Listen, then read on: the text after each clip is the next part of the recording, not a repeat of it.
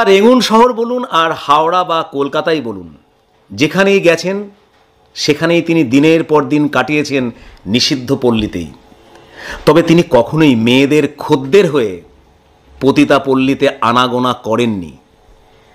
যখনই সুযোগ পেয়েছেন, সময় পেয়েছেন, পতিতা মেয়েদের পাশে গিয়ে তিনি দাঁড়িয়েছেন।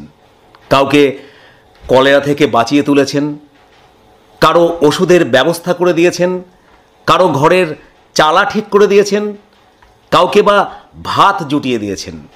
আর তাকে শ্রদ্ধায়, আন্তরিকতায় দেবতার আসনে বসিয়েছিল নিষিদ্ধ পল্লীর সেই সব নষ্ট মেয়েরা।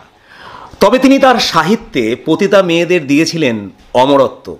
রূপের পসরা সাজিয়ে, দেহের আবেদন নিয়ে পাঠকের সামনে হাজির হয়েছিল তার দেবদাস উপন্যাসের চন্দ্রমুখী চরিত্র, কিংবা শ্রীকান্ত উপন্যাসের পিয়ারিবাইজি চরিত্র, অথবা আধারে আলো গল্পের বিজলি চরিত্র। শরৎচন্দ্র চট্টোপাধ্যায় তার লেখনীতে এই সব নিষিদ্ধ নারীদের এমন নিপুণভাবে চিত্রায়ন করেছেন যে পাঠকের কাছে অলক্ষ্যেই তারা পতিতা থেকে হয়ে উঠেছিল সম্পূর্ণ সার্থক নারী চরিত্র। এখন প্রশ্ন হলো, শরৎচন্দ্র চট্টোপাধ্যায় কেন পতিতাপল্লীতে দিনের পর দিন পড়ে থাকতেন? কেন তিনি চরিত্রহীন অপবাদ নিয়ে গণিকাদের সাথে সময় কাটাতেন?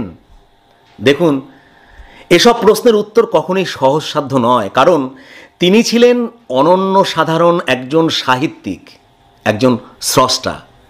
সৃষ্টিশীল মানুষের মনের হদিশ পাওয়া বাস্তবিকই এক দুঃসাধ্য ব্যাপার।